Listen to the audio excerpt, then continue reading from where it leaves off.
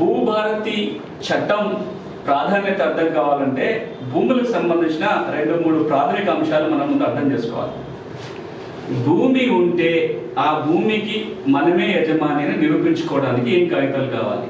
ఆ కాగితాలలో భూభారతి చట్టం కిందించే పాస్బుక్ యొక్క ప్రాధాన్యత ఏంటి అనేది ముందు వివరించిన తర్వాత నేను చట్టం విషయాలకు వెళ్తాను.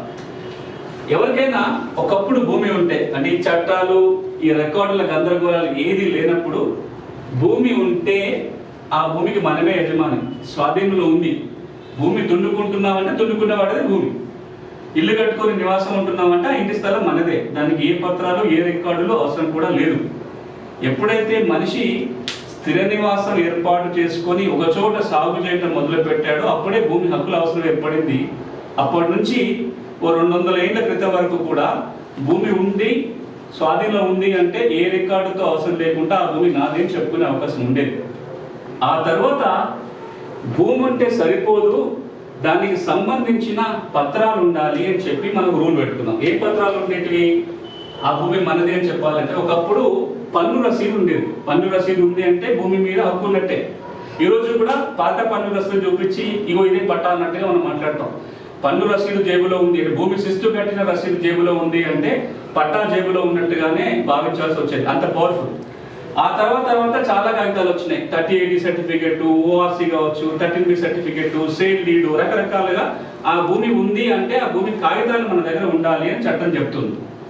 ఈ రెండు ఉంటే సరిపోదు, నీకు స్వాధీనంలో భూమి ఉందని, నీ చేతిలో కాగితాలు ఉన్నాయని ప్రభుత్వం నిర్వహించే రికార్డులలో రావాలి. అది ఆర్ఓఆర్ రికార్డు కావచ్చు, బహానీ కావచ్చు, సేత్వర్ కావచ్చు, కాసరా కావచ్చు, రకరకాల భూమి రికార్డు ఉన్నాయి. అంటే భూమి ఉంటే 3 ఉండాలి తప్పకుండా. స్వాధీనంలో భూమి ఉండాలి, దాని పత్రాలు ఉండాలి, రికార్డులో పేరు ఉండాలి. ఈ 3 ఉంటేనే భూమి యజమాని అని చెప్పడానికి ఉంటుంది. తెలంగాణ రాష్ట్రంలో 2017 నాటి పరిస్థితి ఏంటంటే భూమి ఉన్న చాలా మందికి కూడా అయితే కాగితాలు లేవు. పట్టదారు పాస్ పుస్తకం, టైటిల్ డీడో కాగితం లేదు. ఇప్పుడు ఇవి ఉంటే 1B కానీ బహానీ కానీ ఇతర రికార్డులో చాలా తప్పులు ఉన్నాయి, మ్యాచ్ కావట్లా. ఒకటి ఉంటే ఒకటి లేదు. ఈ 3 ఉన్నప్పుడు మాత్రమే యజమానిగా చెప్పడానికి అవకాశం ఉంటుంది. కాబట్టి దీన్ని సరిచేసే ప్రయత్నం జరిగింది. మిగతా అంటే చాలా మందికి భూమి ఉంది కానీ రికార్డు లేదు, పట్టా లేదు. కొంతమందికి కాగితాలు ఉన్నాయి కానీ భూమి లేదు, రికార్డు లేదు. ఇంకొంతమందికి రికార్డుల పేరు ఉంది కానీ భూమి లేదు, కాగితాలు లేవు. ఇలా రకరకాల సమస్యలతో బాధపడుతున్న వాళ్ళని భూ రికార్డుల ప్రక్షాళన కార్యక్రమంలో ఈ 3 సర్కిల్స్ ని కలిపి ఒకటే చేసే ప్రయత్నం జరిగింది. అంటే ఎవరికైతే భూమి ఉందో వాళ్ళకే కాగితాలు ఉండాలి, కాగితాలు ఉన్న వాళ్ళ పేర్లే రికార్డులో ఉంచే ప్రయత్నం 2017 జరిగింది. కానీ ఈ ప్రయత్నంలో రికార్డు పూర్తిగా సవరణ జరగలేదు. ప్రభుత్వం ఒక పక్కన 99% రికార్డు సవరించారని ప్రకటించిన తర్వాత కూడా 30-40% రికార్డులు కూడా పూర్తిగా సవరణ కాలేదు. ఈ రికార్డే మనకు ధరణిలోకి వచ్చింది. 2017 LRUP రికార్డే తర్వాత ధరణి రికార్డుగా మారింది. ఈ ధరణి రికార్డే కొనసాగటం వల్ల చాలా మందికి భూమి ఉండి కూడా ఇవేవి లేని వాళ్ళు ఉన్నారు. ఏదో ఒక సమస్య ఉంది. ఈ సమస్యని తీర్చాలని వచ్చిన చట్టమే భూభారతి చట్టం. ఈ చట్టం ప్రాధాన్యత అర్థం కావాలంటే ముందు ఇది అర్థం చేసుకోవాలి.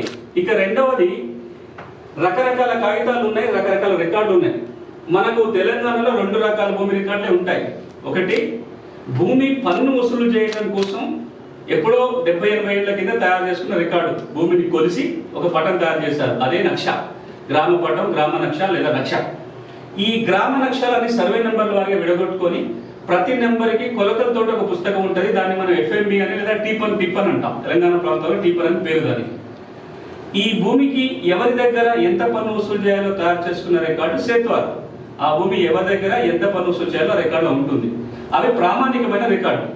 ఈ రికార్డుల ఆధారంగా ఎవరి దగ్గర ఎంత పన్ను వసూలు చేయాలో ప్రతి సంవత్సరం గ్రామ స్థాయిలో గ్రామ రెవెన్యూ అధికారి కొన్ని రిజిస్టర్లు రాసేవారు. అవి ఒకప్పుడు 44 ఉండేటివి, తర్వాత 11గా మారినాయి. అందులో కీలకమైన రికార్డు బహానీ. ఈ 2 రికార్డులు తప్ప ఇక వేరే రికార్డు లేవు. కానీ బ్రిటిష్ పరిపాలనకు చెప్పింది ఏంటంటే ఈ రికార్డులు కాదు, ఏటేటా ఎవరు యజమాని మారినా వెంటనే రికార్డులకు వచ్చే విధంగా ఒక హక్కుల రికార్డు గ్రామాల వారిగా ఉండాలని సూచన మేరకు నిజాం పరిపాలకులు 1936లో ఒక 6వ చట్టాన్ని చేశారు, హక్కుల రికార్డుల చట్టాన్ని.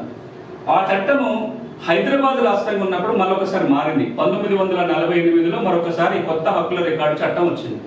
ఆ చట్టం కిందనే రికార్డుగా పరిగణించబడుతున్నది కీలక రికార్డు ఖాసరా పహాని. 48 చట్టం కింద హక్కుల రికార్డుగా ప్రకటించబడ్డది. ఆ తర్వాత ఉమ్మడి రాష్ట్రంలో 1971లో ఒక 6వ చట్టం వచ్చింది. దాని నియమాలు 89లో వచ్చి 1989 నుంచి ఆ చట్టం అమలవుతూ వచ్చింది. 2020లో కొత్త 6వ చట్టం వచ్చేంత వరకు కూడా 71లో ఉన్న 6వ చట్టం కొనసాగుతూ వచ్చింది. ఆ చట్టం కింద ఇచ్చినవి 2 పుస్తకాలు, టీపీబీ, టీడీ, పట్టాదారు పాస్ పుస్తకం మరియు టైటిల్ డీడ్. 1B రిజిస్టర్ దాని కింద రికార్డు. 2020లో 1B రికార్డు స్థానంలో ధరణి వచ్చింది. 2 పుస్తకాల స్థానంలో 1 పుస్తకం వచ్చింది.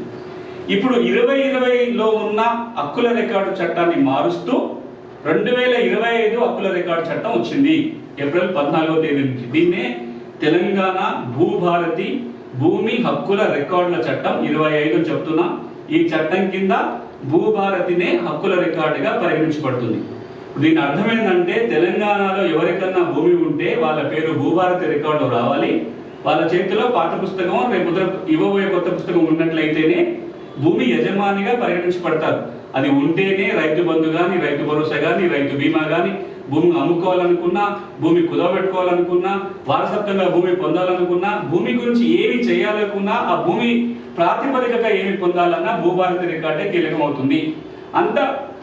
అంత ముఖ్యమైన రికార్డు కాబట్టి ఈ రికార్డుల్లో ఏముంటుంది, ఏం రాస్తారు, తప్పులుంటే సవరించుకోవడం ఎట్లా, వీటన్ని వివరాలను మాట్లాడుకునే ప్రయత్నం మనం చేద్దాం. ఇప్పుడు మీకు అక్కడ స్లైడ్ మీద కనబడుతుంది చూసారా, ఈ రికార్డు ప్రాధాన్యత ఏందో చెప్పే ప్రయత్నం అక్కడ ఉంది. హక్కుల రికార్డు ROR అన్న దీని full form record of rights, భూమి హక్కుల రికార్డు అంటాం. ఇప్పుడు ఇంతకుముందు చెప్పినట్టుగా భూమి నుంచి ఏ లబ్ధి పొందాలన్నా, ఏం చేయాలన్నా ఈ రికార్డులో ఉంటేనే ఆ భూమికి సంబంధించిన ఏ లబ్ధైనా పొందగలుగుతాం. నేను మొదట్లో చెప్పినప్పుడు అసలు ఏ రికార్డు లేకుండా ఏం కాకుండా ఒక 200 ఏళ్ల కింద, ఇప్పుడు ఈ రికార్డులో ఉంటేనే మనం భూమిని ఏమైనా చేసుకోగలిగేది. Next slide. ఇప్పుడు మనం చూస్తే తెలంగాణలో ఎన్ని చట్టాలు మారినాయి RORకి సంబంధించి చూస్తే 1948లో ROR చట్టం కింద అప్పుడు అది చాలా కీలకమైన ROR చట్టం. ఇది హైదరాబాద్ రాష్ట్రంగా తెలంగాణ ఉన్నప్పుడు ఈ చట్టం కింద హక్కుల రికార్డుగా పరిగణించబడింది ఖాసరా పహాని. ఆ తర్వాత ఉమ్మడి రాష్ట్రంలో 1971లో ఏదైతే ROR చట్టం వచ్చిందో దాని కింద హక్కుల రికార్డు 1B రిజిస్టర్ చాలా పాపులర్. ఇప్పుడు అందరి తెలంగాణలో 1B అంటే తెలుస్తుంటుంది. ఆ తర్వాత ఈ 1B రికార్డునే 2017లో భూరికార్డుల ప్రక్షాళన ద్వారా అందులో తప్పొప్పులు సవరించి ధరణి రికార్డుగా 2020 చట్టం కింద ప్రకటించడం జరిగింది. ఈ చట్టాన్ని రద్దు చేసుకుంటూ కొత్తగా వస్తున్న చట్టమే 2025 భూభారతి చట్టం. నెక్స్ట్. ఇప్పుడు ఏ ROR చట్టమైనా 4 పనులు చేస్తుంది. ఆ 4 పనులు ఏంటి అంటే, ముందు ప్రతి గ్రామానికి ఒక హక్కుల రికార్డు రూపొందించడం కానీ, ఉన్నదాన్ని మెయింటైన్ కొత్తగా తయారు చేసుకోవడం కానీ. రెండోది, ఆ ఒక్కసారి తయారు చేసిన రికార్డు తప్పొప్పులు ఏమైనా ఉంటే సవరించడం. ఇప్పుడు ఖాసరా పహాని కావచ్చు, 1B కావచ్చు, ధరణి కావచ్చు, రేపు భూభారతి కావచ్చు, ఒకసారి రికార్డు తయారు కావాలి, అందులో తప్పులు ఉంటే ముందు సవరించాలి. ఇది అయిపోయిన తర్వాత ఇది ఒకసారి జరిగే ప్రక్రియ, ఈ 2 కూడా. ఆ తర్వాత ఎప్పుడు ఎవరికి భూమి మీద ఏ విధంగా హక్కులు వచ్చినా ఈ రికార్డుకి ఎక్కాలి. దీన్ని మనం మ్యూటేషన్ అంటాం. కొనుగోలు చేసినా, వారసత్వంగా వచ్చినా, లేకపోతే ఇంకే మార్గం ద్వారా భూమి వచ్చినా ఈ రికార్డుకి ఎక్కాలి. ఆ తర్వాత ఒకవేళ ఎక్కించిన వాటి మీద ఏదైనా సమస్యలు ఉంటే ఒక అప్పీల్ వ్యవస్థ ఉండాలి. ఏ ROR చట్టమైనా ఈ 4 ఉండాలి. ధరణి చట్టం ఏమైందంటే, ఈ కొత్తగా హక్కుల రికార్డు ఏది తయారు కాలేదు, పాత 1Bనే కొత్త హక్కుల రికార్డు కొనసాగింది. ఇందులో తప్పులను సవరించడానికి అవకాశం లేకుండా పోయింది. ధరణిలో వచ్చిన పెద్ద చిక్కు ఏమైంది అంటే, ఏదైతే రికార్డు మనం ధరణిలో హక్కుల రికార్డుగా ప్రకటించుకున్నామో దాన్ని సవరించుకోవాలంటే కోర్టుకు పోవడం తప్ప చట్టబద్ధంగా వేరే మార్గం లేదు. కానీ ప్రభుత్వం రకరకాల మోడల్ ద్వారా CCLAకి కలెక్టర్ అధికారం కల్పించారు, దాంతో చిక్కులు వచ్చినాయి. ఇక ఈ మ్యూటేషన్ ప్రక్రియలో కొన్ని రకాల మ్యూటేషన్ల మీద ఇబ్బందులు ఉంటాయి. Next slide. ఇవి ప్రధానంగా ధరణి చట్టం, మనం 2020 ధరణి చట్టం ఏదైతే అంటున్నామో ఆ ధరణి చట్టంలో ఉన్న లోపాలు ఒకసారి మీరు స్లైడ్ మీద చూస్తే, ధరణిలో కనుక తప్పులుంటే సవరించడానికి చట్టంలో ఎట్లాంటి అవకాశం లేదు. కానీ కొన్ని సర్క్యులర్ల ద్వారా చట్టబద్ధత లేకపోయినా సరే ఒకప్పుడు CCLA కలెక్టర్ కొన్నింటిని సరిచేయొచ్చని చెప్పారు. ఈ ప్రభుత్వం వచ్చిన తర్వాత అధికారాలను కొంత డీసెంట్రలైజ్ చేస్తూ కొన్ని సమస్యలు తహసీల్దార్లు, కొన్ని RDOలు, కొన్ని కలెక్టర్లు, కొన్ని JCలు పరిష్కారం చేయొచ్చని చెప్పారు. కానీ ఈ సర్క్యులర్లకు ఏ దానికి కూడా ROR ధరణి చట్టంలో ఎట్లాంటి మార్గం లేదు. సమస్య ఉంటే కోర్టుకు పోవాల్సిందే తప్ప రికార్డు సవరణకి ప్రభుత్వం దగ్గర అధికారాలు లేవు. ఇక్కడ ఒకటి మనం గమనించాల్సింది, ఆర్ఓఆర్ అనేది ప్రభుత్వం నిర్వహించే ఒక హక్కుల రికార్డు పుస్తకం. ప్రభుత్వం రాస్తుంది, ప్రభుత్వం అధికారులు రాస్తారు, రెవెన్యూ అధికారులు రాస్తారు. ఈ రికార్డుల్లో కనుక తప్పులుంటే ఎవరు సవరించాలి? మళ్ళీ రెవెన్యూ యంత్రాంగం సవరించాలి తప్ప ఆ రికార్డుల సవరణ కోసం కోర్టుకు వెళ్ళడం అనేది భావ్యం కాదు. కానీ ఆ చట్టంలో కోర్టుకు వెళ్ళాలని చెప్పింది. ఇక మరొకటి, దాదాపుగా 9,24,000 మంది చిన్న సన్నకారు రైతులు తెలంగాణ రాష్ట్రంలో తెల్ల కాగితాల మీద, స్టాంప్ కాగితాల మీద భూములు కొనుక్కొని పట్టా లేని వాళ్ళు ఉన్నారు. వాళ్ళందరికీ పట్టా జారీ చేయడం కోసం 2020 అక్టోబర్ నవంబర్ నెలలో ప్రభుత్వం అవకాశం ఇచ్చింది, మీరు దరఖాస్తు పెట్టుకోండి అని. అట్లా దరఖాస్తు పెట్టుకుంటే ఆ ప్రక్రియ అర్థంతరంగా నిలిచిపోయింది గౌరవ హైకోర్టు స్టే ఇవ్వటం వల్ల. గౌరవ హైకోర్టు స్టే ఎందుకు ఇచ్చింది అంటే, అప్పటి ప్రభుత్వం దరఖాస్తులు తీసుకుంది కానీ ఈ దరఖాస్తుల పరిశీలనకి ధరణి చట్టంలో సెక్షన్ ఏది లేదు, అది లీగల్ ప్రొవిజన్ లేదు కాబట్టి వీటి ప్రక్రియ ఆగిపోయింది.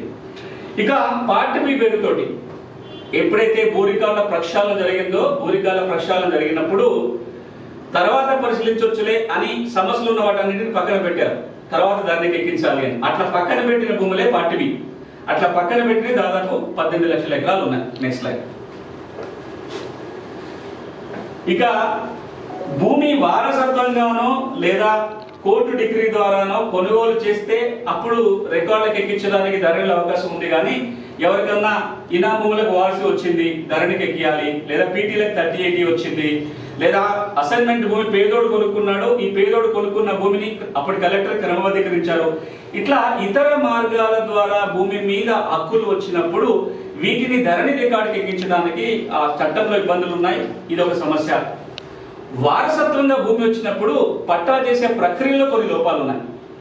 ఈ వారసత్వంగా భూమి వచ్చినప్పుడు ధరణి చట్టం ఏమంటుందంటే, వారసులు కనుక ఒక జాయింట్ స్టేట్మెంట్ తీసుకొని తహసీల్దార్కి స్లాట్ బుక్ చేసుకొని దరఖాస్తు పెట్టుకుంటే ఆ నిర్ణయించిన తేదీ రోజు వారసులు తహసీల్ ఆఫీస్కి పోవాలి. తహసీల్దార్కి ఎంక్వైరీ చేసే అధికారం ఏం లేదో స్టేట్మెంట్ రికార్డు చూస్తాడు, అన్ని సరిగా ఉన్నాయంటే పట్టా చేసేవాళ్ళు. ఒక్కొక్క సందర్భంలో ఓ 4 వారసులు ఉండి ఊళ్ళో 3 ఉండి ఒక వారసులు ఎక్కడో పట్టణంలో ఉంటే ఆ 3 మేమే వారసులను పోయిన సందర్భాలలో వాళ్ళకి పట్టాలైనాయి, వారసుల మధ్యలో తగాదాలు వచ్చినాయి. ఇది ఒక సమస్య ధరణిలో. అదేవిధంగా రాబోయే రోజులలో భూ సమస్యల పరిష్కారానికి కొన్ని కొత్త పథకాలు కేంద్రం తీసుకొచ్చిందో, అది స్వామిత్వ ప్రాజెక్ట్ కావచ్చు, ఇంటి స్థలాల సర్వే కోసం, లేదా మన ఇక్కడ మీరు చూస్తున్నది కేంద్ర ప్రభుత్వం తీసుకొచ్చిన unique land parcel identification number కావచ్చు. ఇట్లా రకరకాల పథకాలని తెలంగాణలో అమలు జరగలేదు. అవి జరగాలంటే కూడా చట్టంలో కొన్ని మార్పులు అవసరం ఉండే, అప్పుడు ధరణి చట్టంలో లేవు. నెక్స్ట్, వీటన్నిటినీ దృష్టిలో పెట్టుకొని ధరణి చట్టాన్ని తొలగిస్తూ ఏదైతే భూభారతి చట్టం వస్తుందో, ఇగో ఇన్ని రకాల కీలక మార్పులు చేసే ప్రయత్నం భూభారతి చట్టంలో జరిగింది. నేను వీటిని మళ్ళా విడివిడిగా వివరించే ప్రయత్నం చేస్తా. మీరు ఒక్కసారి చూస్తే ధరణి రికార్డ్ స్థానంలో కొత్త రికార్డు వస్తుంది, అది భూభారతి. కొత్త వెబ్సైట్ కూడా రాబోతుంది. హక్కుల రికార్డు తప్పులుంటే, ఈ ఆర్ఓల తప్పులుంటే సవరించుకునే అవకాశం ఉంటుంది. తర్వాత ఇది కొత్తగా రిజిస్ట్రేషన్ మ్యూటేషన్ చేయడానికంటే ముందు ఒక మ్యాప్ కూడా కంపల్సరీగా రాబోతుంది రాబోయే రోజుల్లో. దీనివల్ల గెట్టు తగాదాలు తగ్గిపోతాయి. పెండింగ్ సాదా పరిణామాలకి పరిష్కారం దొరకబోతుంది. దాంతో పాటుగా వారసత్వంగా భూమి వచ్చినప్పుడు విచారణ చేసిన తర్వాతనే రికార్డు ఎక్కే మార్గం ఉంటుంది. భూమి హక్కులు ఏ విధంగా సంక్రమించినా రికార్డుకి ఎక్కించే అవకాశం చట్టం ఉండబోతుంది. పాస్ పుస్తకంలో పట్టం రాబోతుంది. అప్పీల్ వ్యవస్థ వస్తుంది. భూదారు కార్డులు జారీ చేయడానికి చట్టం అవకాశం కల్పిస్తుంది. వ్యవసాయ భూమికే కాకుండా ఇంటి స్థలాలకి, ఇతర వ్యవసాయేతర భూములకి కూడా రికార్డు రాసుకునే అవకాశం కల్పిస్తుంది. ఎప్పుడూ లేనట్టుగా మొట్టమొదటిసారిగా తెలంగాణ రాష్ట్రంలో భూమి చట్టంలో పేదలకి ఉచిత న్యాయసాయం అందించే ఏర్పాటు కూడా ఈ భూభారతి చట్టంలో పేర్కొనడం జరిగింది. అదేవిధంగా ధరణి చట్టం వచ్చిన తర్వాత గ్రామ స్థాయి రికార్డుల నిర్వహణ పూర్తిగా ఆగిపోయింది. అది బహానీ కావచ్చు, ఇతర రికార్డుల నిర్వహణ మళ్ళీ గ్రామ రెవెన్యూ రికార్డులని నిర్వహించడానికి ఈ చట్టం అవకాశం కల్పిస్తుంది. ఇంకా అన్నిటికంటే కీలకం ఏంటంటే, ఎవరన్నా ప్రభుత్వ భూములు కానీ, అసైన్మెంట్ భూములు, భూదాన భూములు, వక్ఫ్ భూములు, ఎన్రోల్మెంట్ భూములు తప్పుగా పట్టాలు పొందినట్లయితే ఎవరైనా కంప్లైంట్ చేయొచ్చు. సిసిఎల్ వీటిని రద్దు చేసే అవకాశం కూడా కల్పిస్తుంది. ఇవి చాలా కీలక అంశాలు. Next slide. ఇప్పుడు మనం ఒక్కొక్కటి చూసుకుంటూ పోదాం. ధరణి వచ్చి ధరణి పోయి భూభారతి వస్తుంది, కొత్త రికార్డు వస్తుందా, మళ్ళీ కొత్తగా రికార్డు రాస్తారా? ఇది చాలా మందికి ఉన్న అంశం. ఎందుకంటే పలు సందర్భాల్లో గౌరవ ముఖ్యమంత్రి గారి ప్రకటన ఏంటంటే ధరణి బంగాళాఖాతంలో ఇస్తామన్నారు, వేసినామని చెప్తున్నారు. కాబట్టి ధరణి ఉన్న రికార్డే కొనసాగుతుందా, ఈ రికార్డు స్థానంలో కొత్త రికార్డు రాబోతుందా అనేది కనుక మనం చూస్తే సెక్షన్ 4 దీనికి సమాధానం చెప్తుంది. సెక్షన్ 4 ఏం చెప్తుంది అంటే ధరణి రికార్డు తాత్కాలికంగా మాత్రమే భూభారతిలో రికార్డుగా కొనసాగుతుంది. అంటే టెంపరీ, ఇది పర్మనెంట్ గా కాదు. ఈ టెంపరీగా కూడా ఎందుకు పెట్టారు?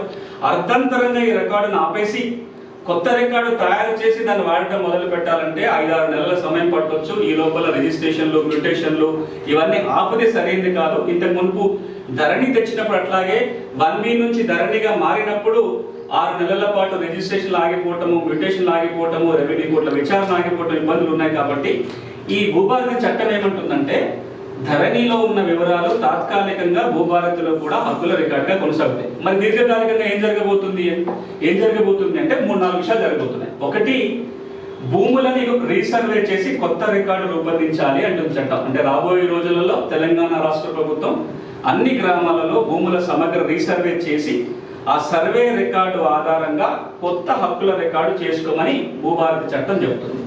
అది ఇంకా ఎక్కువ సమయం పడుతుంది. ఆ లోపల ఏం చేయాలి అంటే ఒక ప్రత్యేక కార్యక్రమాన్ని నిర్వహించి ధరణిలో తప్పొప్పులు సవరించాలని ఈ సెక్షన్ 4 చెప్తుంది. మీరు ఈ రోజున రెవెన్యూ సదస్సుల పేరుతో ఏదైతే వింటున్నారో ఈ రెవెన్యూ సదస్సులు ఏంటంటే ప్రభుత్వమే గ్రామాలకు వెళ్ళి ధరణిలో ఉన్న తప్పొప్పులను సవరించే ప్రయత్నమే సెక్షన్ 4 ద్వారా రెవెన్యూ సదస్సుల పేరుతో జరుగుతుంది.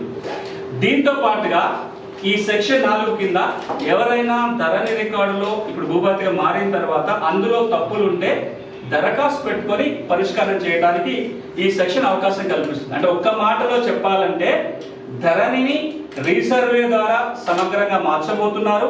ఈ లోపల మనం దరఖాస్తు పెట్టుకున్న అంటే భూ యజమానులు దరఖాస్తు పెట్టుకోవటం కానీ లేదా ప్రభుత్వం తనంత తానుగా రెవెన్యూ సదస్సుల ద్వారా ధరణి రికార్డుని సమగ్రంగా మార్చే ప్రయత్నం జరుగుతుంది. ఈ రోజున తెలంగాణ రాష్ట్రంలో ధరణికి సంబంధించిన కీలక సమస్య ఏంటంటే నాకు భూమి ఉంది, నా వివరాలు ధరణికి ఎక్కలేదు, కొత్త పాస్ పుస్తకం రాలేదు అనేది ఒక సమస్య. రెండోది, నాకు భూమి ఉంది, ధరణికి ఎక్కేది, కొత్త పాస్బుక్ వచ్చింది కానీ ఆ పాస్ పుస్తకంలో తప్పులు ఉన్నాయి, విస్తీర్ణం తగ్గింది, సర్వే నెంబర్ మాయమైంది, 4 నెంబర్ల భూమి ఉంటే 3 నెంబర్లే పడ్డాయి, 4 ఎకరాల భూమి ఉంటే 3 ఎకరాలే వచ్చింది, పట్టా భూమి భూదానను అసైన్మెంట్ అను ఇంకేదో రకంగా మారిపోయింది, నాకు వారసత్వంగా భూమి వస్తే కొనుగోలు అని పడింది, కొనుగోలు చేసిన భూమి వారసత్వంగా నమోదైంది. ఇట్లా రకరకాలుగా భూమికి సంబంధించిన సమస్యలు ఉన్నాయి. ఈ సమస్యల పరిష్కారం కోసం ధరణిలో 33-35 మాడ్యూల్స్ వచ్చినాయి. ఈ మాడ్యూళ్ల ద్వారా 2020 అక్టోబర్ నుంచి ఇప్పటిదాకా రకరకాల పద్ధతుల్లో దరఖాస్తు చేసుకుంటూనే ఉన్నారు. ఒక అంచనా ప్రకారం 21 లక్షల పైగా దరఖాస్తులు వచ్చినాయి. అందులో సగం దరఖాస్తులు తిరస్కరణ గురైనాయి. ఈ రోజు కూడా 1 లక్ష దరఖాస్తులు ఇంకా పెండింగ్ లో ఉన్నాయి భూభారతి చట్టం వచ్చే నాటికి. ఈ సమస్యలన్నిటికీ ధరణి సమస్యకి భూభారతి ఏ విధంగా పరిష్కారం చూపుతుంది? భూభారతి చట్టం వచ్చిన తర్వాత నాకు పాస్బుక్ లేకపోతే కొత్తగా పాస్బుక్ వస్తుందా? నాకు ఆల్రెడీ పాస్బుక్ ఉంది, ఆ పాస్ పుస్తకాల వివరాలు సరి చేయడానికి అవకాశం ఉందా? దానికి పరిష్కారమే సెక్షన్ 4 రూల్ 4 షెడ్యూల్ ఏ. ఈ మనం గుర్తుపెట్టుకోవాలి. కనీసం ఆ సెక్షన్ల పేరు కొన్ని ఇంపార్టెంట్ అని గుర్తుపెట్టుకుంటే రేపు సమస్య పరిష్కారం కోసం వెళ్ళినప్పుడు నాకు పలానా సెక్షన్ ప్రకారము నా సమస్య పరిష్కారం చేయండి అని అడిగే అవకాశం ఉంటుంది. ఏం చెప్తుంది భూభారతి చట్టం సెక్షన్ 4 అందులో సబ్సెక్షన్ 5, 6 అదేవిధంగా రూల్ 4 షెడ్యూల్ ఏ ఏం చెప్తుంది ఈ చట్టం అంటే ఎవరైనా భూ యజమాని తనకి పాస్ పుస్తకం రాకపోయినా లేదా వచ్చి తప్పులున్నా సెక్షన్ 4 సబ్సెక్షన్ 5 సెక్షన్ 4 సబ్సెక్షన్ 6 ప్రకారము దరఖాస్తు పెట్టుకోవాలి. ఏ విధంగా పెట్టాలి? భూభారతి పోర్టల్లో ఒక దరఖాస్తు నమూనా ఉంటుంది. ఈ నమూనా ద్వారా దరఖాస్తు పెట్టుకోవాలి సంబంధిత అధికారులకి. ఒకసారి దరఖాస్తు పెట్టుకున్నప్పుడు ఆ దరఖాస్తు పెట్టుకోవడానికి భూభారతిలో ఒక ఫార్మాట్ ఉంటుంది. ఈ ఫార్మాట్ నింపాలి. దాంతో పాటుగా ఆ భూమి మనది అని చెప్పే ఆధారం ఏదన్నా అంటే పాత పాస్ పుస్తకము, అది ఇంతకు ముందు వచ్చిన తోక పుస్తకం కావచ్చు, 71 చట్టం కింద 2 పుస్తకాలు కావచ్చు, ధరణి కింద వచ్చిన పాస్ పుస్తకం కావచ్చు, పహానీ నకలు కావచ్చు, లేదా రిజిస్టర్ దస్తావేజులు కావచ్చు, ఆ భూమి మనది అని చెప్పే సాక్ష్యాధారాలను కూడా ఈ దరఖాస్తుతో పెడితే ఈ విధంగా వచ్చిన దరఖాస్తులని కొన్ని రకాల సమస్యలు ఆర్డీఓకి, మరికొన్ని రకాల సమస్యలని జిల్లా కలెక్టర్ పరిష్కారం చేయాలని చెప్తుంది రూల్ 4. ఇంతకుముందు ఏముండే ఈ మాడ్యూల్ ద్వారా కొన్ని సమస్యలు తహసీల్దారు, కొన్ని ఆర్డీఓ, కొన్ని కలెక్టరు, కొన్ని సిసిఎల్, ఇన్ని అంచెలలో రకరకాల మాడ్యూల్స్ ద్వారా ఉన్నన్ని కూడా అన్ని మాడ్యూల్ ఈ రోజున ఒక మాడ్యూల్గా మారిపోయింది. అదే ROR కరెక్షన్ మాడ్యూల్. ఈ మాడ్యూల్ ద్వారా ఆన్లైన్లో దరఖాస్తు పెట్టుకుంటే అది కూడా ఆ దరఖాస్తుతో పాటు నేను చెప్పిన పత్రాలు జమ చేయాలి. ఒక 1000 రూపాయల అప్లికేషన్ ఫీజు కూడా పెడితే ఈ దరఖాస్తులు ఆ భూమి సమస్యను బట్టి, అది మిస్సింగ్ సర్వే నెంబరా, నేచర్ ఆఫ్ ల్యాండ్ మార్చాలా, లేకపోతే సర్వే నెంబర్ ఎక్కించాలా, ఈ వాటిని బట్టి కొన్ని ఆర్డీఓలకు వెళ్తాయి, మరికొన్ని జిల్లా కలెక్టర్కి వెళ్తాయి. దరఖాస్తు పెట్టుకున్న 60 రోజుల్లోగా నోటీసు ఇచ్చి విచారణ చేసి హక్కులున్న మాట వాస్తవ నిర్ధారణ అయితే రికార్డుని సవరించడం కానీ లేదా కొత్తగా పాస్ పుస్తకాలు జారీ చేయడం కానీ ఈ చట్టం కింద చేయడానికి అవకాశం ఉంది. మరొకసారి ఇది చాలా కీలకమైన సెక్షన్. ఈ రోజున తెలంగాణ రైతాంగం ఎదుర్కొంటున్న ధరణి సమస్యలన్నిటికీ కూడా ఈ సెక్షన్ కింద మనం పరిష్కారం చూసుకోవచ్చు. మరొకసారి సెక్షన్ నెంబర్ కూడా చెప్తాను. Section 4 subsection 5, section 4 subsection 6. 5 దేనికి అంటే రికార్డుల తప్పుల సవరణకు సంబంధించి, సబ్సెక్షన్ 6 దేని గురించి అంటే కొత్తగా భూమి రికార్డులో ఎక్కించుకోవడం గురించి. దీనికి సంబంధించిన విధి విధానాలు మొన్న తీసుకొచ్చిన భూభారతి రూల్స్లోని రూల్ 4 కింద ఉంటుంది. ఈ షెడ్యూల్ ఏలో ఏముంటుందంటే ఏ అంశాలు ఆర్డీఓకి అధికారాలు ఉన్నాయి, ఏ అంశాల మీద కలెక్టర్కి అధికారాలు ఉన్నాయి అనేది ఈ షెడ్యూల్ ఏ రూల్స్ కి అనుబంధంగా ఉన్న షెడ్యూల్లో ఉంటుంది. ఈ విధంగా మనం దరఖాస్తు చేసుకుంటే పరిష్కారం అవుతుంది. ఇప్పుడు ఒక అనుమానం రావచ్చు, మళ్ళీ ఆన్లైన్లో దరఖాస్తు పెట్టుకోవాలంటున్నారు, మళ్ళీ ఒక 1000 రూపాయలు ఫీజు కట్టాలని చట్టం చెప్తుంది. ఇది మరి అందరికి సాధ్యం కాదు కదా, మళ్ళీ మాడ్యూల్లో గందరగోళాలు ఉంటాయి, మళ్ళీ ధరణి ఆపరేటర్ దగ్గరకో మనకి కంప్యూటర్ ఆపరేటర్ దగ్గరకు వెళ్ళాలా, ఈ సేవలో పెట్టాలా, ఈ అనుమానాలన్నీ ఉంటాయి. ఇప్పుడు ప్రభుత్వం ఏమంటుందంటే ఎవరైనా తెలంగాణలో ఎప్పుడైనా భూభారతి వెబ్సైట్ ద్వారా ఈ విధంగా దరఖాస్తు పెట్టుకోవచ్చు. దీనికి రాబోయే రోజుల్లో ఏదైతే అన్ని రెవెన్యూ గ్రామాలలో రెవెన్యూ సదస్సులు జరగబోతున్నాయో ఈ రెవెన్యూ సదస్సు జరిగినప్పుడు ఆన్లైన్లో దరఖాస్తు పెట్టాల్సిన పని లేదు. ప్రభుత్వమే ఒక 2 పేజీల దరఖాస్తు ఫారంని రెడీ చేసింది.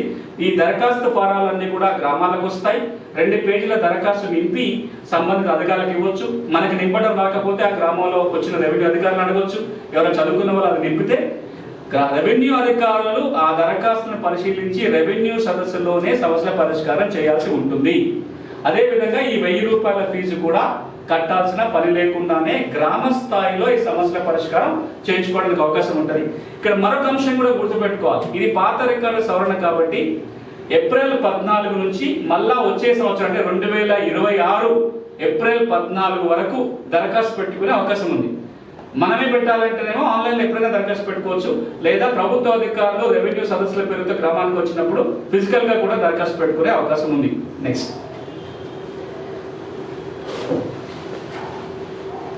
ఇక ఇదేమో ఇప్పటిదాకా రికార్డులో తప్పులుంటే ఎట్లా సవరణ అనేది.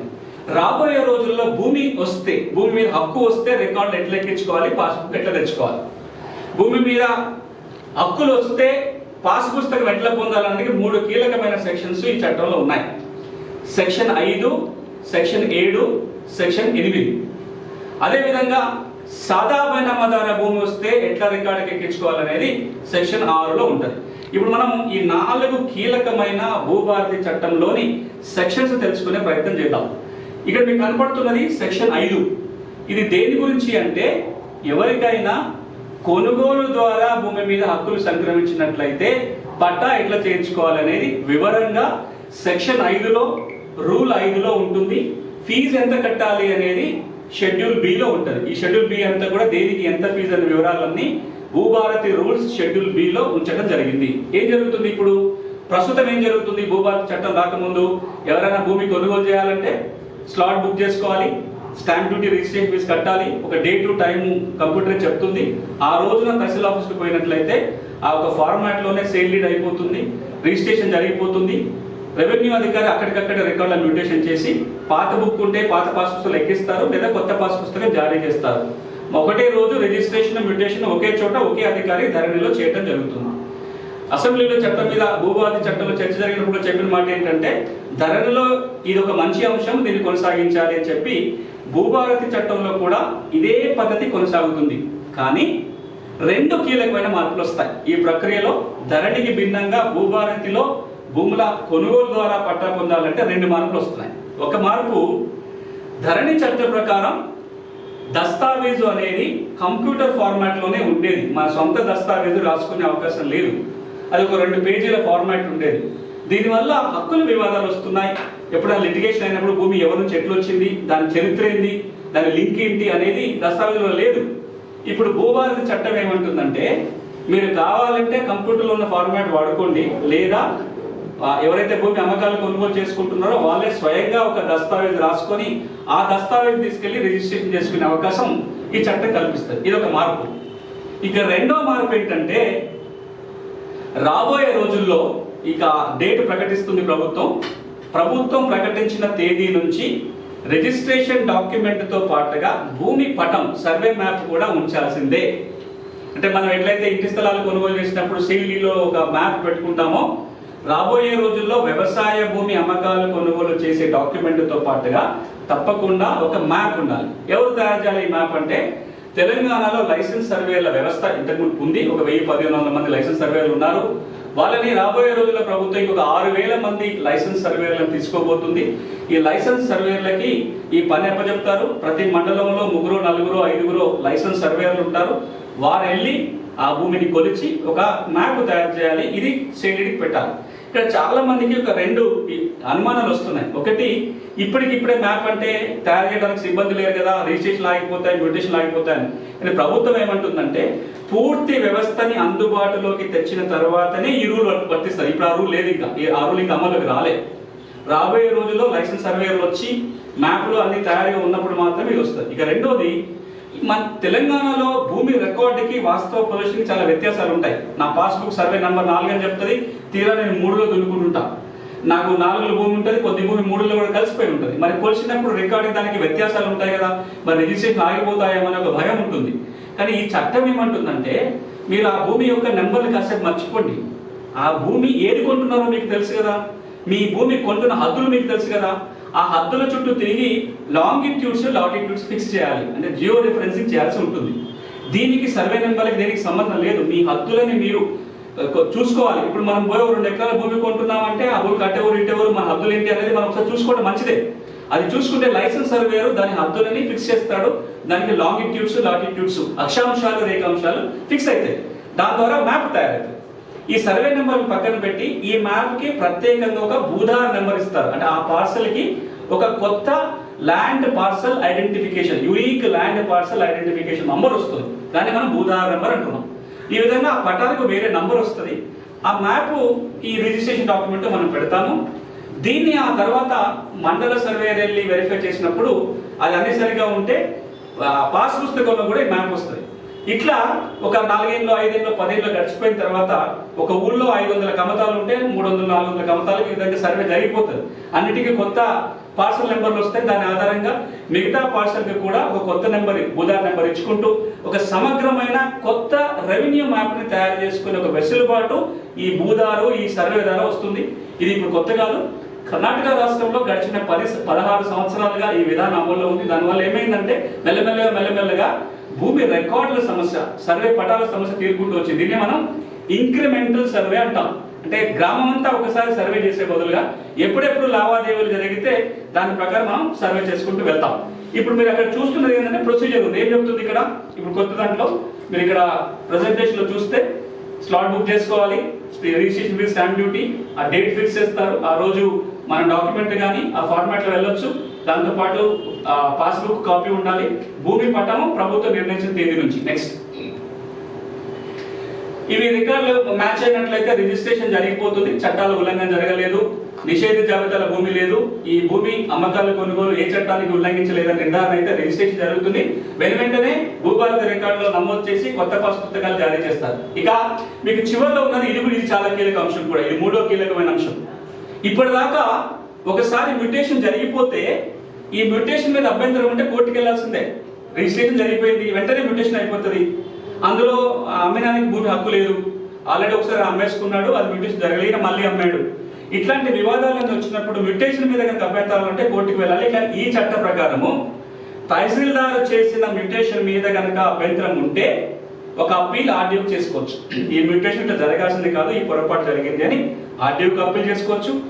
ఒకవేళ ఆర్డీఓ ఇచ్చిన తీర్పు మీద కూడా అభ్యంతరం ఉన్నట్లయితే జిల్లా కలెక్టర్కి రెండో అప్పీల్ చేసుకునే అవకాశం ఈ చట్టం కల్పిస్తుంది. అంటే ఒక 2 అంచెల అప్పీల్ వ్యవస్థ ఈ చట్టం ద్వారా వస్తుంది. ఇది భూభారతి చట్టం కింద భూములు కొనుగోలు చేస్తే జరిగే ప్రక్రియ. ఇక ఇప్పుడు మనము వారసత్వంగా భూమి మీద హక్కులు వస్తే ఇట్లా పట్టదారు చనిపోయాడు, వారసులకి పట్టా మార్పిడి జరగాలి. పట్టదారు చనిపోతూ వీలునామా రాశాడు, వీలునామా ఉంది, వీలునామా అమలు జరగాలి. దీనికి ప్రక్రియ ఏంటి? ఇప్పుడు ధరణి ఉన్నప్పుడు ఏం జరిగేది అంటే ఎవరికైనా వీలునామా ద్వారా కానీ వీలునామా లేకుండా పట్టదారు చనిపోయినాక వారసత్వంగా భూమి వస్తే వారసులందరూ కలిసి ఒక జాయింట్ స్టేట్మెంట్ రాసుకొని ఎవరికెంత వాటా వాళ్ళే ఒక స్టేట్మెంట్లో రికార్డ్ చేసి సంతకాలు పెట్టుకొని ఈ స్టేట్మెంట్ ఆధారంగా మ్యూటేషన్ కోసం దరఖాస్తు పెట్టాలి. ఎకరానికి 2,500 రూపాయలు మ్యూటేషన్ ఫీజు కట్టి స్లాట్ బుక్ చేసుకొని ఆ రోజున తహసీల్ కార్యాలయానికి వెళ్తే ధరణిలో ఉన్న రికార్డుకి వీళ్ళు అడుగుతున్న వాటికి మ్యాచ్ అయినట్లయితే అప్పటికప్పుడు రికార్డులో మ్యూటేషన్ చేసి ఎవరైతే వారసులు ఉన్నారో వాళ్ళకి పాత పాస్ బుక్ ఉంటే అందులో ఎంట్రీ చేయడం కానీ కొత్త పాస్ పుస్తకం కానీ జారీ అయ్యేది. ఇది ప్రక్రియ. దీంట్లో ఒక ప్రధాన లోపం ఏంటంటే మ్యూటేషన్ చేసేటప్పుడు వారసులు వేరేనా, ఇంకెవరైనా వారసులు ఉన్నారా, మరి ముఖ్యంగా వాళ్ళ వాటాల విషయంలో ఏమైనా వివాదాలు ఉన్నాయా, పంపకాలలో అన్ని సమగ్రంగా ఉన్నాయా అనే విచారణ చేసే అధికారం ఎక్కడా తహసీల్దార్కు లేదు. స్టేట్మెంట్ ఏది ఉంటే దాన్ని ఆధారంగా చేయాలి. రాష్ట్ర వ్యాప్తంగా వచ్చిన ఒక సమస్య ఏంటంటే ఇంతకుముందు అన్నట్టుగా 3-4 వారసులు ఉండి అలా 1-2 పోయి జాయింట్ స్టేట్మెంట్ రాసుకొని పోయినా కానీ వాళ్ళకి పట్టా మార్పిడి జరిగిన సందర్భాలు ఉన్నాయి. దీన్ని దృష్టిలో పెట్టుకొని ఇప్పుడు భూభారతి చట్టం ఏమంటుందంటే కీలకమైన మార్పులు వచ్చినాయి దీని విషయంలో. వారసత్వంగా కానీ వీలునామా ద్వారా కానీ వ్యవసాయ భూమి మీద హక్కులు వచ్చినట్లయితే వాటికి మ్యూటేషన్ చేయించుకోవడానికి పాస్బుక్ పొందే ప్రక్రియ ఇప్పుడు కొంత భిన్నంగా ఉంటుంది భూభారతి చట్టంలో. ఈ చట్ట ప్రకారం వీలునామా ద్వారా వస్తే వీలునామా కాపీ, లేదంటే వీలునామా లేని సందర్భంలో వారసులు ఎవరైతే ఉన్నారో వారు మళ్ళీ ఒక జాయింట్ స్టేట్మెంట్ రాసుకోవాలి. దీన్ని భూభారతిలో ఉన్న ఒక ఫార్మాట్ మేరకు దరఖాస్తు పెట్టుకోవాలి తహసీల్దార్కి మ్యూటేషన్ చేయండి అని. ఎకరానికి 2,500 మ్యూటేషన్ ఫీజు కట్టి స్లాట్ బుక్ చేసుకోవాలి. ఇక్కడ వరకు ప్రక్రియ అదే ఉంటుంది. ఆ తర్వాత ఒకసారి దరఖాస్తు రాగానే తహసీల్దారు తప్పకుండా వారసులందరికీ నోటీసులు జారీ చేయాలి. వారసులకి రెవెన్యూ రికార్డులో ఇంకెవరైనా పేరు రాస్తుంటే ఆ భూములకు సంబంధించి వాళ్ళకి, ఈ భూమి మీద ఎఫెక్టెడ్ పార్టీస్ ఎవరైనా ఉన్నారంటే వాళ్ళందరికీ కూడా నోటీసులు జారీ చేయాలి. నోటీసులు ముట్టిన వారం రోజుల తర్వాత విచారణ చేయాలి. వారసులు వీళ్ళేనా, ఏమైనా వివాదం ఉందా, వారసత్వ భూముల మధ్య వివాదం ఉందా విచారణ చేసి ఒక ఉత్తర్వులు ఇవ్వాల్సి ఉంటుంది తహసీల్దార్. ఈ విచారణ ఉత్తర్వులు ఇవ్వటం కూడా నోటీసులు జారీ అయిన 30 రోజుల్లోగా ఈ ప్రక్రియ అంతా పూర్తి చేయాలి. 30 రోజులు విచారణ చేసి వారసులు ఎవరో తేలిన తర్వాత వాళ్ళ పేరుతో ఉత్తర్వులు ఇచ్చి రికార్డులో మార్పులు చేయాలి, కొత్త పాస్బుక్ జారీ చేయాలి. ఇప్పుడు ఒక అనుమానం రావచ్చు, 30 రోజులు చేయకపోతే దరఖాస్తు పెట్టుకున్న 30 రోజులలో పరిష్కారం కాకపోతే చట్టం ఏమంటుందంటే నెక్స్ట్ లైఫ్ చట్టం ఏమంటుందంటే 30 రోజుల్లోగా కనుక తహసీల్దార్ మ్యూటేషన్ చేయనట్లయితే 31వ రోజు కంప్యూటరే ఆటోమేటిక్ మ్యూటేషన్ చేస్తుంది. అందులో రికార్డులో మన దరఖాస్తులో ఉన్న వివరాల మేరకు వారసుల పేరు మీద రికార్డులో మారిపోతుంది, కొత్త పాస్బుక్ జారీ అవుతుంది. ఈ అంటే తహసీల్దారు నెలల తరబడి తన దరఖాస్తు పెట్టుకోకుండా ఇది ఒక వెసులుబాటు. దాంతో పాటుగా ఏ మండలంలో ఆటోమేటిక్ ఎక్కువ జరిగితే డిపార్ట్మెంటల్ రివ్యూ ఉంటుంది, ఎందుకు జరుగుతుందో చర్యలు తీసుకునే అవకాశం ఉంటుంది. ఇక్కడ నేను ఎంతో మనకు రిజిస్ట్రేషన్ విషయం చెప్పినట్టుగానే రాబోయే రోజులలో మ్యూటేషన్ దరఖాస్తుతో పాటుగా సర్వే మ్యాప్ కూడా ఉంచాల్సి ఉంటుంది. దాని గురించి ఇంతకుముందు వివరంగా మాట్లాడాను. ఎట్లయితే రిజిస్ట్రేషన్ పోయినప్పుడు సర్వే మ్యాప్ ఉంచాలో ప్రభుత్వం నిర్ణయించిన తేదీ నుంచి భూముల వారసత్వంగా వచ్చిన భూములకి కూడా మ్యూటేషన్కి వెళ్ళినప్పుడు సర్వే మ్యాప్ తప్పనిసరి. నెక్స్ట్ ఇక ఇవి రెండు కాకుండా ఇంకా చాలా మార్గాల ద్వారా భూమి మీద హక్కులు వస్తాయి. మనం ఇప్పటిదాకా కొనుగోలు వారసత్వం మాట్లాడుతున్నాం. ఇది కాకుండా కోర్టు డిగ్రీ ద్వారా కావచ్చు, ఇనాం భూములకి వారసు వచ్చినప్పుడు కావచ్చు, పీటీలకి 30/80 ఇచ్చినప్పుడు కావచ్చు, ఆక్షన్లో పాల్గొన్నప్పుడు సేల్ సర్టిఫికేట్ తెచ్చుకోవడం ద్వారా కావచ్చు, లేదా లావణి పట్టా వచ్చినప్పుడు కావచ్చు, అసైన్మెంట్ పట్టా, లేదా లావణి పట్టా పేదవాళ్ళు కొంటే కలెక్టర్లు రెగ్యులరైజ్ చేయొచ్చు. అట్లా రెగ్యులరైజ్ చేసినప్పుడు వచ్చిన రెగ్యులేషన్ ఆర్డర్ కావచ్చు.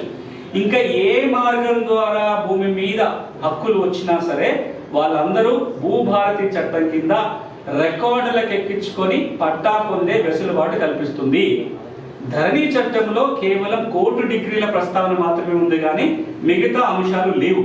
భూభారతి చట్టంలో ఇప్పుడు పేర్కొన్న మిగతా అన్ని అంశాలు వస్తున్నాయి. ఎట్లా పట్టా మారుతుందంటే, ఎకరానికి 2,500 రూపాయల మెడిటేషన్ ఫీజు కడుతూ ఆర్డీఓలకి భూభారతి చట్టంలో ఉన్న నమూనా ద్వారా దరఖాస్తు పెట్టుకోవాలి. వీటన్నిటి మీద ఆర్డీఓలు విచారణ చేసి హక్కులు వచ్చిన మాట వాస్తవానికి కనుక తేలితే రికార్డులో ఎక్కిస్తాడు ఆర్డీఓనే. వారికి ఎవరైతే హక్కుదారులు ఉంటారో పాస్ పుస్తకాలు జారీ చేయడం జరుగుతుంది. అంటే ఇప్పుడు మనం ఇద్దరు అధికారులు ఉన్నారు, రికార్డుకి ఎక్కించే అధికారం కలవాలి. కొన్ని అంశాలు తహసీల్దారు, కొన్ని అంశాల మీద ఆర్డీఓనే రికార్డింగ్ అథారిటీ. మనం ధరణి చట్టం చూసుకున్నట్లయితే అన్ని మ్యూటేషన్స్ తహసీల్దారే చేసేవాడు. అసలు కొన్ని రకాల మ్యూటేషన్స్ కి అవకాశం లేని సందర్భంలో భూభారతి తెచ్చిన కీలక మార్పు ఏంటంటే, భూమి మీద ఏ విధంగా హక్కు వచ్చినా సరే వాటన్నిటిని రికార్డు చేసి పాస్బుక్ ఇచ్చే అవకాశం ఈ చట్టం కల్పిస్తుంది. ఇక్కడ ఇంకొక ప్రస్తావన కూడా చేయాలి. ఇప్పటిదాకా మనం వ్యవసాయ భూముల గురించే మాట్లాడుకున్నాం. మరి భూభారతి చట్టంలో వ్యవసాయేతర భూముల గురించి కూడా ఉంది కదా, దానిని చివరిలో వివరిస్తా. రేపు పొద్దున వ్యవసాయేతర భూములకి కూడా హక్కుల రికార్డు వస్తుంది. వచ్చినప్పుడు వాటికి సంబంధించి కూడా ఈ మ్యూటేషన్ ప్రక్రియ, రిజిస్ట్రేషన్ ఎట్లా ఉండాలనే ప్రస్తావన కూడా భూభారతి చట్టంలో ఉంది. నెక్స్ట్ మరొక కీలక అంశం, సాదా బైనామా దరఖాస్తులు ఏమవుతాయి. ఇప్పుడు మళ్ళీ మేము సాదా బైనామాకి దరఖాస్తు పెట్టుకోవచ్చా? ఇవి రెండే అంశాల గురించి ఇప్పుడు మనం మాట్లాడదాం. సాదా బైనామా సమస్య ఏంటి? 1989 వరకు కూడా తెలంగాణ ప్రాంతంలో ఎవరైనా వ్యవసాయ భూమిని రిజిస్ట్రేషన్ ద్వారా కొనవచ్చు, లేదా రిజిస్ట్రేషన్ కాకుండా కొనుగోలు చేసినా సరే ప్రతి సంవత్సరం జమాబందీ జరిగినప్పుడు రెవెన్యూ అధికారి తహసీల్దారు ఆ పట్టా మార్పిడి చేసి కొనుక్కున్న వాళ్ళకి పట్టా ఇచ్చే అవకాశం ఉండే. ఎప్పుడైతే 1971 చట్టం 1989 నుంచి అమలు రావడం మొదలుపెట్టిందో, ఆ చట్టం ఏమన్నదంటే కొనుగోలు ద్వారా మీకు భూమి వస్తే మీ దగ్గర రిజిస్టర్ దస్తావేజు ఉంటేనే పాస్బుక్ ఇస్తామని చెప్పి 71 చట్టం చెప్పింది.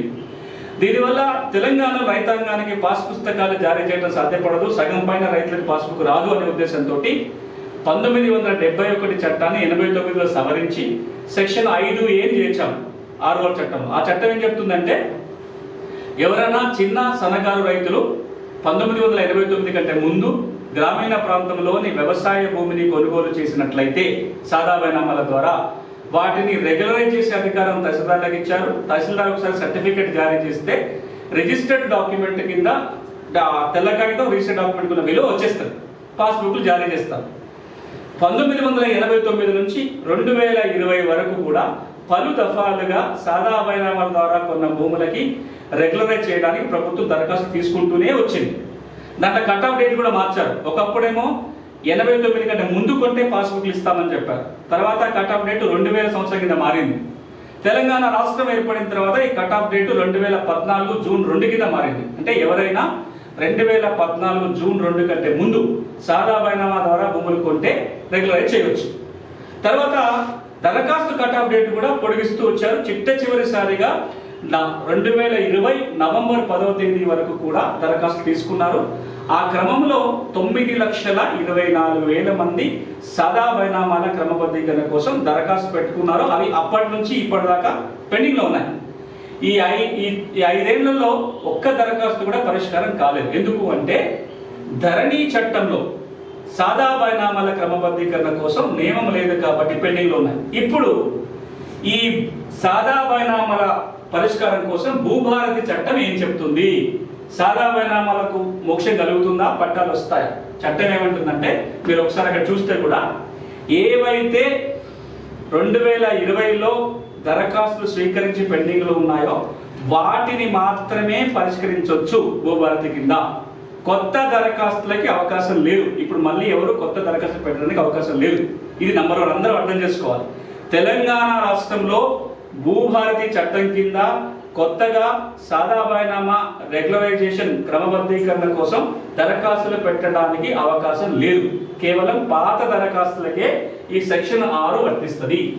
ఈ పాత దరఖాస్తులు ఏం జరగబోతున్నాయంటే, ప్రభుత్వం ఒక డేట్ నోటిఫై చేస్తుంది. ఆ రోజు నుంచి ప్రాసెస్ మొదలవుతుంది రెగ్యులరైజేషన్. ఎందుకు వెంటనే చేయట్లేరు అంటే, గౌరవ హైకోర్టులో దీని మీద స్టే ఉంది కాబట్టి ఇప్పుడు కొత్త చట్టం వచ్చింది, రూల్స్ వచ్చింది. ఈ విషయాన్ని గౌరవ హైకోర్టుకు చెప్పి స్టే వెకేట్ చేయించాలి. ఎప్పుడైతే హైకోర్టులో స్టే వెకేట్ అవుతుందో ఆ రోజు నుంచి ఈ సెక్షన్ అమల్లోకి వస్తుంది. ఈ సెక్షన్ అమల్లోకి వచ్చిన వెంటనే ఆర్డీఓలు, రెవెన్యూ డివిజనల్ ఆఫీసర్స్ ఎవరైతే ఉన్నారో వారు సాదా బైనామాలో ఎంక్వైరీ చేయాలి, నోటీసులు జారీ చేయాలి, ఎంక్వైరీ చేయాలి. సాదా బైనామా ద్వారా కొన్న మాట వాస్తవమై ఉండి కొనుగోలు చేసిన వ్యక్తి భూమి తన స్వాధీనంలో ఉన్నట్లయితే వాళ్ళకు ఒక సర్టిఫికేట్ జారీ చేస్తారు. ఈ సర్టిఫికేట్ జారీ చేసే ముందు ఇంకొక 2 అంశాలను పరిశీలించి చూస్తారు. ఒకటి, ఈ సాదా బైనామా కొనుగోలు ఏ చట్టాన్ని ఉల్లంఘించి లేదు అనే నిర్ధారణ జరగాలి. అంటే పిఓటి చట్టాన్ని కానీ, ఎల్టీఆర్ చట్టాన్ని కానీ, సీలింగ్ చట్టాన్ని కానీ ఉల్లంఘించి ఉందా లేదా చూస్తారు. ఉల్లంఘించి లేకపోతేనే రెగ్యులరైజేషన్ అవుతుంది. రెండోది, ఈ సాదా బైనామాలకి ఇప్పుడు ఫీజు కూడా కట్టాల్సి వస్తుంది. ఎంత ఫీజు కట్టాలి అంటే ఈ రోజున స్టాంప్ డ్యూటీ, రిజిస్ట్రేషన్ ఫీజు ఏది ఉంటే అది చెల్లించాల్సి వస్తుంది. ఇది ఇంతకుముందు ఫ్రీగా ఉండేది. దానికంటే ముందు ఉన్న రూల్ ప్రకారం ఏమో కొనుగోలు చేసిన తేదీ నాటి స్టాంప్ డ్యూటీ, రిజిస్ట్రేషన్ ఫీ ఉండే. ఇప్పుడు భూభారతి చట్టం ఏమంటుందంటే రెగ్యులరైజేషన్ చేసే తేదీ నాడు స్టాంప్ డ్యూటీ, రిజిస్ట్రేషన్ ఫీజు ఎంత ఉంటే అంత కట్టాలి. దానికి అదనంగా 100 రూపాయల పెనాల్టీ. ఎందుకంటే రిజిస్ట్రేషన్ స్టాంప్ చట్టం ప్రకారం పెనాల్టీ కూడా 5 రూపాయల నుంచి 1,00,000 రూపాయల దాకా వసూలు చేయొచ్చు. గవర్నమెంట్ దాన్ని 100 రూపాయలకి ఇప్పుడు ఫిక్స్ చేసింది సాధారణ. ఈ ఫీజు కనుక చెల్లిస్తే ఆర్డీఓలు సర్టిఫికేట్ ఇస్తారు. ఆ సర్టిఫికేట్ వచ్చిన వెంటనే పాస్ పుస్తకం పొందడానికి అవకాశం ఉంటుంది. మనం ఇప్పటిదాకా 3-4 కీలక అంశాల గురించి మాట్లాడాం. భూభారతి రికార్డులో తప్పులుంటే ఎట్లా సవరించుకోవాలి, వారసత్వంగా భూమి వస్తే పట్ట మార్పిడి ఎట్లా, కొనుగోలు చేస్తే మార్పిడి ఎట్లా, ఇతర మార్గాల ద్వారా భూమి వస్తే పట్ట ఎట్లా చేయించుకోవాలి, సాదా బైనామాల ద్వారా భూమి ఎట్లా పట్ట చేయించుకోవాలని మాట్లాడాం. ఇప్పుడు మనం ఒకసారి పట్టాదారు పాస్ పుస్తకాల గురించి తెలుసుకుందాం. అంటే ఏ భూమి ఉన్నా సరే, వ్యవసాయ భూమి ఉంది అంటే పాస్ పుస్తకం ఉండాలి. ఇప్పుడు లేని వాళ్ళకి పాస్బుక్ ఎట్లా? ఇప్పుడు మనం 2 విషయాలు చెప్తుంది భూభారతి చట్టం. సెక్షన్ 10 ప్రకారం, సెక్షన్ 10 రూల్ 10 ప్రకారం ఏమంటుందంటే ఈ రోజున ఎవరెవరికైతే ధరణి చట్టం కింద ఇచ్చిన పాస్ పుస్తకాలు ఉన్నాయో అవి చెల్లుబాటు అవుతాయి. భూభారతి చట్టం కింద కూడా పాస్ పుస్తకాలుగా కొనసాగుతాయి. చాలా కీలకం కూడా. చాలా మందికి భయం ఉంది, కొత్త చట్టం వచ్చింది కదా మళ్ళీ కొత్తగా పుస్తకం పొందాలనే భయం ఉంది. కొత్తగా పుస్తకాల కోసం దరఖాస్తు చేసుకోవాల్సిన పని లేదు. ఎవరెవరికైతే ధరణి చట్టం కింద అప్పుడు ఇచ్చిన పాస్ పుస్తకాలు ఉన్నాయో అవి ఇప్పుడు కూడా కొనసాగుతాయి. ఇది నంబర్ 1. రెండోది, ఇప్పుడు కొత్తగా పాస్ పుస్తకాలు కావాలి అంటే నేను ఇంతకుముందు చెప్పిన మార్గాల ద్వారా భూమి వస్తే ఆటోమేటిక్గా పాస్బుక్ వస్తుంది. ఒకవేళ భూభారతిలో ఉండి కూడా పాస్ పుస్తకం కనుక లేకపోతే సెక్షన్ 10 కింద దరఖాస్తు పెట్టుకోవచ్చు.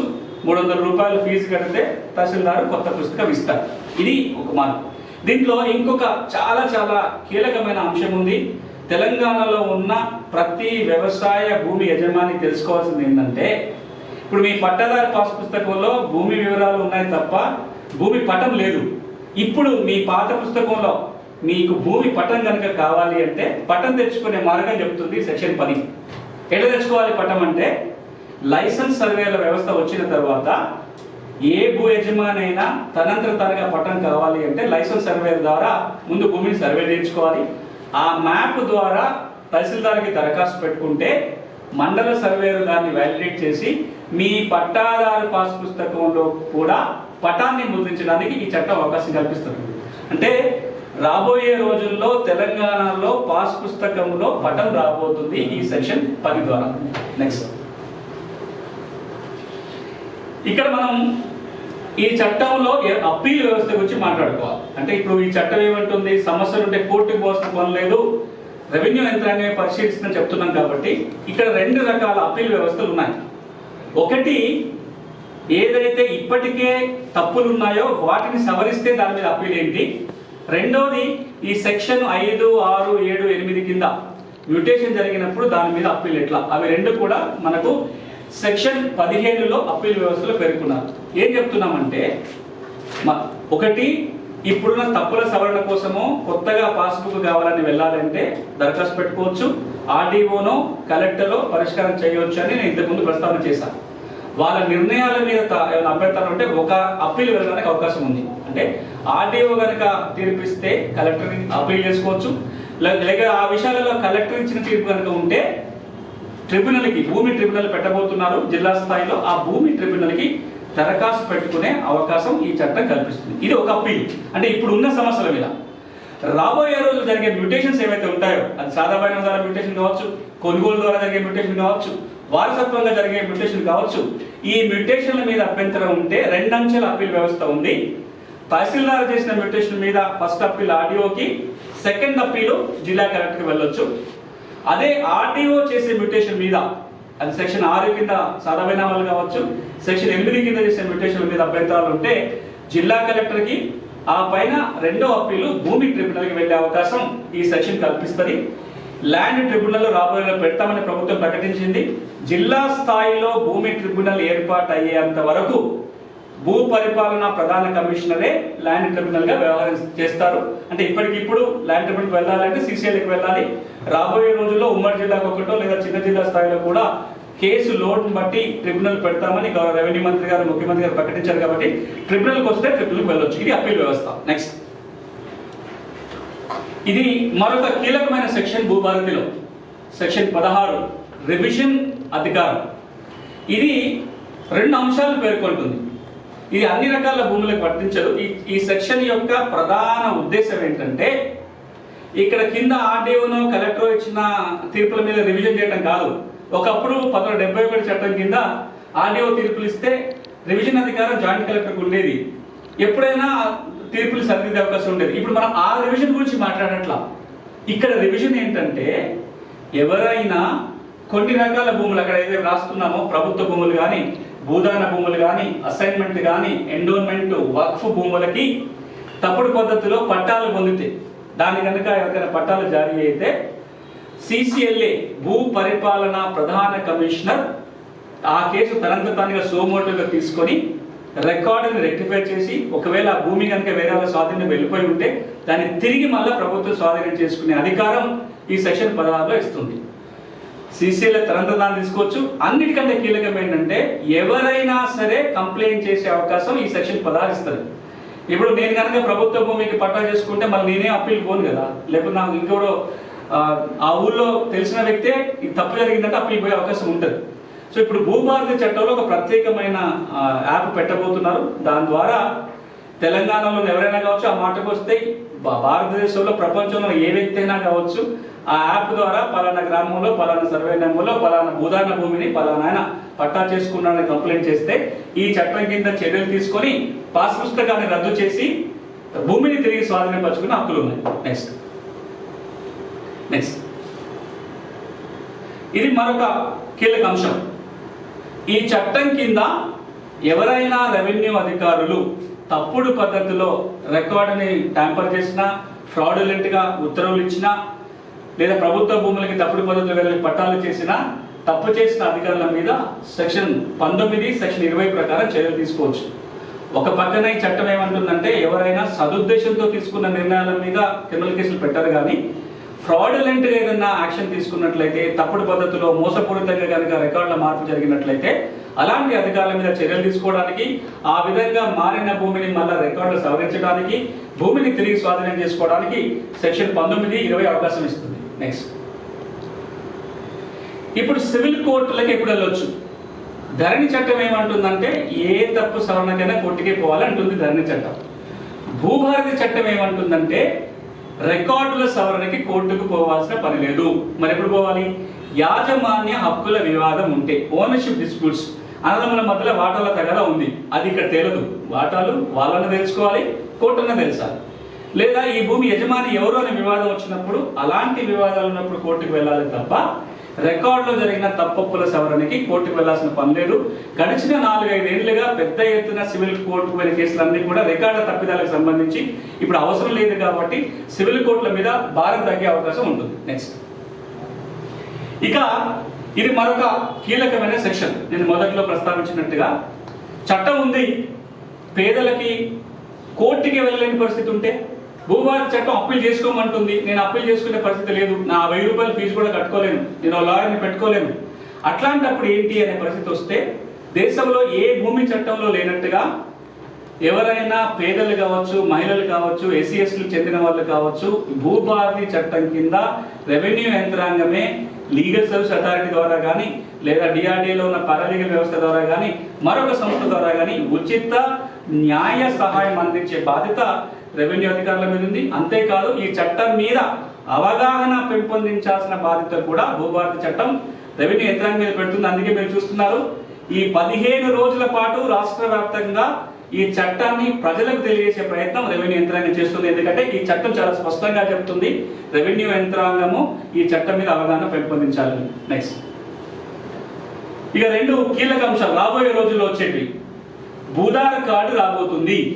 ప్రతి కమతానికి ఒక ప్రత్యేక గుర్తింపు సంఖ్య, దాని యుఎల్ పిన్ లేదా భూ ఆధార్ అంటాము. ప్రతి భూ యజమానికి ఒక ప్రత్యేకమైన కార్డు, మనకు ఆధార్ కార్డు మనుషులకు ఉన్నట్టుగానే భూ యజమానికి ఆ భూమికి భూధార కార్డు ఇస్తారు. ఎట్లా జరుగుతుంది అంటే ప్రతి కమతానికి ఒక గుర్తింపు సంఖ్య వస్తుంది. ప్రతి యజమానికి పూర్తి వివరాలతో కూడిన భూధార కార్డు, అది కూడా temporary Bhudhaar card, permanent Bhudhaar card అని 2 ప్రస్తావనలు ఉన్నాయి. ఇప్పటికిప్పుడు రికార్డులు సరిచూసి అన్ని రికార్డులు బాగానే ఉంటే టెంపరీ భూధార కార్డు వస్తుంది. భూముల సర్వే జరిగినప్పుడు పర్మనెంట్ భూధార కార్డు ఇవ్వడం జరుగుతుంది. దీని ప్రాధాన్యత చెప్పడానికి ఒక ఎగ్జాంపుల్, ఎవరైనా మనం ఎక్కడ కొత్త ప్రాంతానికి పోవాలన్నప్పుడు ప్లేస్కి పోవాలన్నప్పుడు మనం ఫోన్ తీసుకొని గూగుల్ మ్యాప్లో ప్లేస్ కొడితే దాని అడ్రస్ చూపిస్తే ఎవరిని అడగకుండా మనం అక్కడికి వెళ్ళగలుగుతాం. కానీ మన ఊళ్ళో మనం పలానా సర్వే నెంబర్ 6 ఎక్కడ అంటే గుర్తుపట్టలేని పరిస్థితి.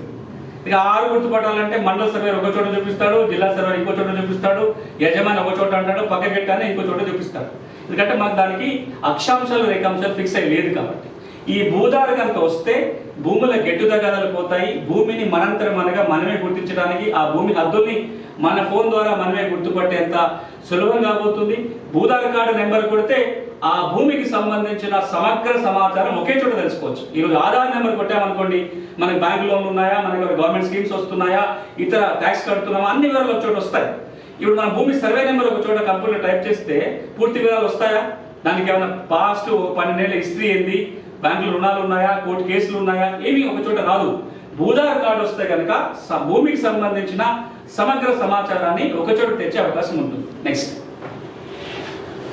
ఇక రెండో కొత్త అంశం ఈ చట్టంలో రాబోతుంది ఏంటంటే, ఈ రోజు వరకు కూడా వ్యవసాయ భూములకి రికార్డు ఉంది, కానీ ఇంటి స్థలాలకి పన్ను రిజిస్టర్ తప్ప, ఆస్తి పన్ను కట్టించుకోవడానికి పంచాయతీ వాళ్ళు మున్సిపాలిటీ వాళ్ళు మెయింటైన్ చేసే రికార్డు తప్ప ఇతర భూమి రికార్డు ఏది లేదు. భూభారతి చట్టం ఏమంటుందంటే ఈ చట్టం కింద రాబోయే రోజుల్లో ఇంటి స్థలాలకి వ్యవసాయేతర భూములకి కూడా హక్కుల రికార్డు రాయాలి. ఆ హక్కుల రికార్డు పరంగా యజమానులకి సర్టిఫికెట్లో పాస్ పుస్తకం జారీ చేయాలి.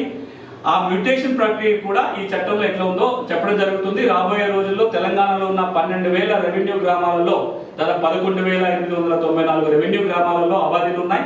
వాటిని సర్వే చేసి కొత్త రికార్డు రాబోతుంది. దీనికి తగ్గట్టుగానే కేంద్ర ప్రభుత్వం ఇప్పటికీ ఒక ప్రాజెక్ట్ తీసుకొచ్చింది, స్వామిత్వ అని, survey of village abadis and mapping with improve technology పేరుతోటి. ఈ ప్రాజెక్ట్ కింద మన తెలంగాణ గ్రామాలను సర్వే చేసి ప్రతి ఇంటి స్థలానికి కూడా ఒక పాస్బుక్ వచ్చినట్లయితే వాటి ట్రాన్సాక్షన్ చేసుకున్నప్పుడు కానీ బ్యాంకులో కుదరబెట్టుకుంటే కూడా ఈ కార్డు ఉపయోగపడుతుంది. అలాంటి కార్డు మనకు భూభారతి చట్టం కింద రాబోతుంది. నెక్స్ట్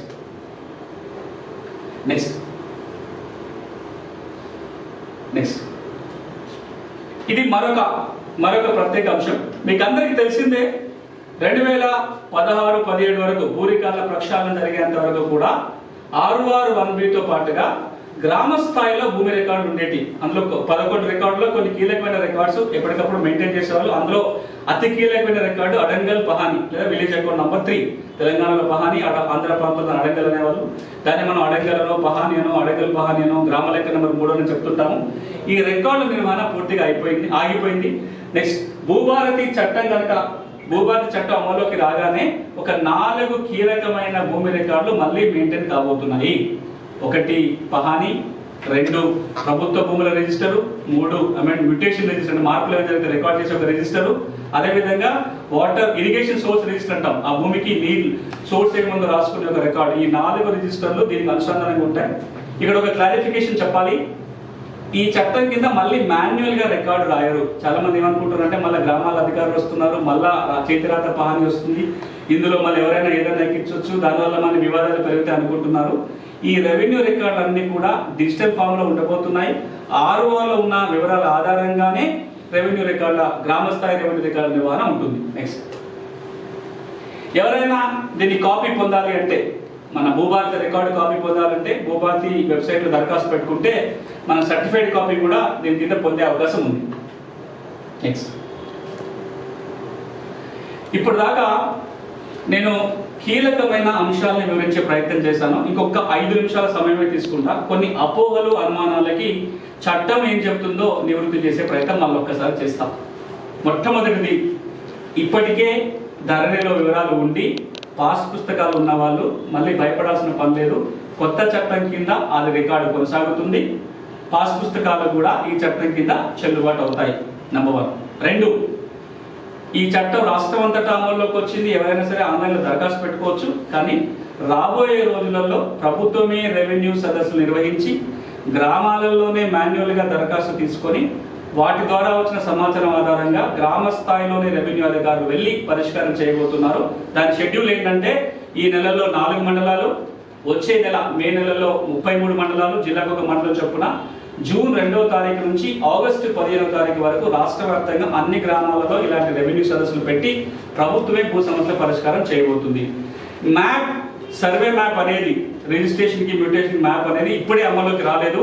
రాబోయే రోజులలో అమల్లోకి వస్తుంది. ఇంకా తేదీ ప్రకటించలేదు. సాదా బైనామాలు కోర్టు స్టే వెకేట్ చేసిన తర్వాత మాత్రమే రెగ్యులేషన్ చేయడానికి అవకాశం ఉంటుంది. ఇంటి స్థలాల సర్వే ఇంకా దానికి తేదీ ప్రకటించలేదు. ప్రభుత్వం నిర్దేశించిన తేదీ తర్వాత మాత్రమే ఇది అమల్లోకి వస్తుంది. అంటే భూభారతి చట్టం అన్ని సమస్యలకి పరిష్కారం చూపే విధంగా ఉంది. కొన్ని సెక్షన్స్ వెంటనే అమల్లోకి వస్తున్నాయి, కొన్ని రాబోయే రోజుల్లో అమల్లోకి వస్తున్నాయి. మొత్తంగా తెలంగాణ భూ యజమానులు ఎదుర్కొంటున్న సమస్యలకి సమగ్రమైన పరిష్కారం చూపే దిశగా, అందుకు తగ్గట్టుగా, అందుకు అనుగుణంగా ఇందులో ఉన్న నియమాలు, సెక్షన్స్ ఉంచడం జరిగింది. ఈ చట్టం దేశానికి ఒక ఆదర్శవంతంగా తీర్చిదిద్దే ప్రయత్నం జరిగింది. ఈ చట్టాన్ని 4 గోడల మధ్య కూర్చొని తయారు చేయడం కాకుండా ప్రజలందరినీ భాగస్వాములు చేస్తూ, ఎక్స్పర్ట్స్ అందరినీ భాగస్వాములు చేస్తూ ఈ చట్టాన్ని తయారు చేసినప్పుడు, ఆమోదించినప్పుడు, రూల్స్ తయారు చేసినప్పుడు ఎప్పటికప్పుడు ఫీడ్బ్యాక్ తీసుకొని ప్రభుత్వం ఈ చట్టం తయారు చేసింది. కాబట్టి రాబోయే రోజులలో ఈ తెలంగాణ సమాజంలో ఉన్న భూ సమస్యలన్నిటికీ పరిష్కారం చూపుతుందని ఆశిస్తూ ఈ ఇనిషియేటివ్ తీసుకున్న గౌరవ ముఖ్యమంత్రి గారికి, రెవెన్యూ మంత్రి గారికి, కేబినెట్ మంత్రులందరికీ కూడా, అదేవిధంగా ధరణి కమిటీలో కీలకంగా వ్యవహరించిన కోదండరెడ్డి గారికి, ఇతర సభ్యులకి కూడా నా తరపున, తెలంగాణ సమాజం తరపున ప్రత్యేక కృతజ్ఞతలు. రాబోయే రోజులలో కూడా ఇంకా ఈ చట్టం మీద ఉన్న క్వశ్చన్స్ కానీ, డౌట్స్, అనుమానాలు, అపోహలు ఉంటే వాటి మీద కూడా రాబోయే రోజుల్లో మీతో రకరకాల మాధ్యమాల ద్వారా మీతో వాటికి సమాధానం చెప్పే ప్రయత్నం చేస్తాను. అంతవరకు సెలవు. ఈ వీడియోని లేదా ఈ ప్రసంగాన్ని చూపించిన ప్రతి ఛానల్కి, చూపించబోయే ప్రతి ఛానల్కి కూడా నా తరపున, తెలంగాణ రైతాంగం తరపున ప్రత్యేకంగా ధన్యవాదాలు. Thank you very much.